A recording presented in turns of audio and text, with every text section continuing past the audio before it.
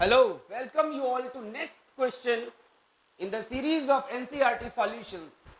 I am trying to explain you all the questions in detail और आप भी कोशिश करिए इन्हें समझने की और in case you feel like asking something कोई डाउट आता है तो feel free to comment in the box I will surely reply to all your questions. ठीक है, तो आज हम कर रहे हैं एनसीईआरटी की जो एक्सरसाइज है इसका क्वेश्चन नंबर 4.11 और 4.12 दोनों आपस में रिलेटेड हैं.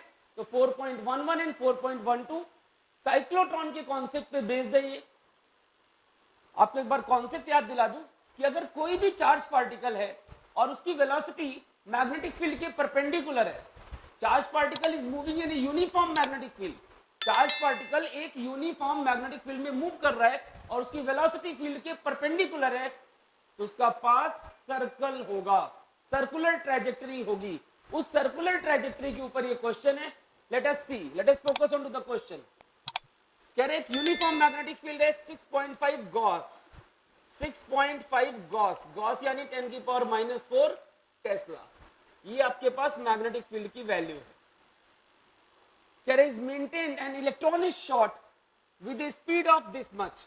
इलेक्ट्रॉन की स्पीड है 4.8 10 की पावर 6 मीटर पर second and it is perpendicular. Normal यानी परपेंडिकुलर टू फील्ड.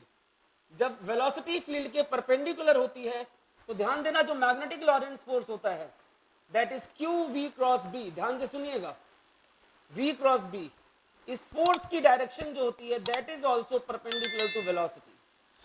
फोर्स की डायरेक्शन भी वेलोसिटी के परपेंडिकुलर होती है. आप लेक्चर्स में पढ़ चुके हैं. और ध्यान देना जब भी फोर्स वेलोसिटी के परपेंडिकुलर होगा पाथ हमेशा सर्कल होगा. ठीक है, तो because force is perpendicular to velocity, जो पाथ ऑफ पार्टिकल है दैट इज सर्कल. सर्कल तो जानते हैं ना, गोल गोल घूमेगा, सर्कल. क्लियर. तो इसने पहला पार्ट ये पूछा है why the path is circle. तो इलेक्ट्रॉन का पाथ सर्कल इसलिए है क्योंकि जो मैग्नेटिक लॉरेंस फोर्स है वो वेलोसिटी के परपेंडिकुलर है और इसलिए पाथ सर्कुलर है. इसके बाद क्या आता है, रेडियस निकालिए ऑर्बिट का. इलेक्ट्रॉन का चार्ज और मास दिया हुआ है, चार्ज और मास दिया हुआ है. रेडियस का फॉर्मूला आपको याद होना चाहिए mv/qb. यही था formula. Radius is mass into velocity upon charge into magnetic field. Mass of electron put करिए 9.1 10 की पावर -31. वेलोसिटी पुट करिए कितनी है, वेलोसिटी इज 4.8 10 की पावर 6 अपॉन में Q इज चार्ज 1.6 10 की पावर -19 और मैग्नेटिक फील्ड कितना है पुट करो. इनको सॉल्व करना है. रेडियस की यूनिट आएगी मीटर. ये रेडियस है इस ट्रैजेक्टरी का, इसको सॉल्व करिए. रेडियस की यूनिट आएगी metre. 9.1 into 4.8 divided by 1.6 into 6.5. Numbers अलग कर लो, पावर्स अलग कर लो. 10 की power -31 plus 6 is -25. This is -23, ऊपर गया तो +23 हो गया. तो ये हो गया 10 की पावर में -2. Clear.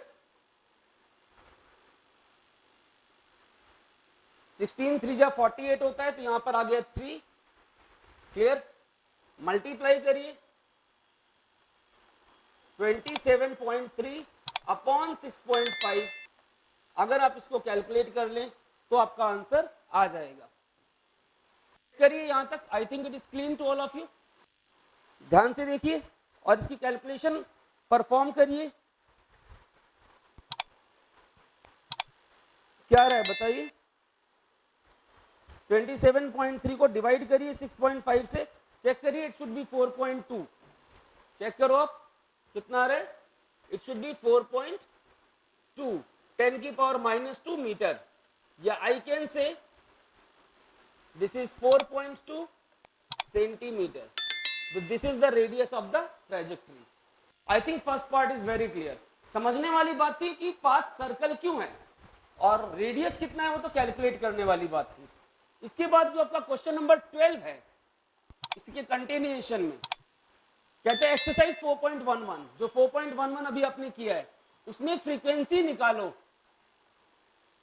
Obtain the frequency does answer depend on the speed of the electron? No, answer आपका स्पीड पे डिपेंड नहीं करता। मैं इसको जरा डिस्कस करूंगा। फर्स्ट पार्ट आपने कॉपी कर लिया, आई होप सो। इसको क्लियर करते हैं। इधर देखिए, हम सब ने पढ़ा था frequency is reciprocal of time period, and that is, आपको याद है टाइम पीरियड कितना था? 2 पाई एम बाई क्यू बी। यहां पर वेलोसिटी v और v कट चुका था। तो जो टाइम पीरियड होता है, फ्रीक्वेंसी होती है और एंगुलर वेलोसिटी होती है, एंगुलर फ्रीक्वेंसी, ये तीनों वेलोसिटी पे डिपेंड नहीं करते। हमने प्रूव किया था अपनी क्लासेस में। तो they do not depend on velocity, they do not depend on speed. Particle speed पे डिपेंड नहीं करते। तो एक पार्ट तो आपका नो आ गया, क्लियर, की स्पीड पे डिपेंड नहीं करते, ये पार्ट नो आ गया। अब हम फ्रीक्वेंसी कैलकुलेट करना चाहते हैं, तो क्यू बी अपॉन 2 पाई एम। क्यू कितना है? 1.6 10 की पावर माइनस 19। मैग्नेटिक फील्ड की वैल्यू आपको दे रखी है 6.5 गॉस। कितना? 6.5 गॉस, यानी 10 की पावर माइनस 4 टेस्ला। भाई याद है ना, गॉस क्या होती है? CGS unit of magnetic field, और 1 गॉस इज ऑलवेज 10 की पावर माइनस 4 टेस्ला। 2 पाई, मास कितना है? 9.1 10 की पावर माइनस 31। अब इसको सॉल्व करना है, नंबर अलग करो। 1.6, 6.5, 10 की पावर माइनस 23 इधर हो गया, नीचे आ गया 2 पाई इंटू 9.1 और 10 की पावर माइनस 31 यहां पर आ गया। सॉल्व करना है इसको, कैलकुलेशन शुरू करिए। अब क्वेश्चन आपके पास है 1.6 इंटू 6.5 इंटू, आपको अगर याद हो मैंने एक बात बताई थी, 1 अपॉन पाई को आप याद रखिए 0.318, इजी रहता है। 1 upon pi 0.318 divided by 2 into 9.1 multiplied by 10 की पावर 8 हर्ट्ज। देखिए इतना ही आना चाहिए। चेक इट आउट, ध्यान से देखो, और अगर कोई डाउट है तो बात करिए। अब इधर आपके पास जो ऊपर डाटा है 1.6, 6.5 और 0.318, इनको मल्टीप्लाई करिए, that will come out as 3.3। देखिए 3.3, और इसको डिवाइड करिए 18.2 से। 3.3 को आप डिवाइड करिए 18.2 से, कितना आंसर आना चाहिए?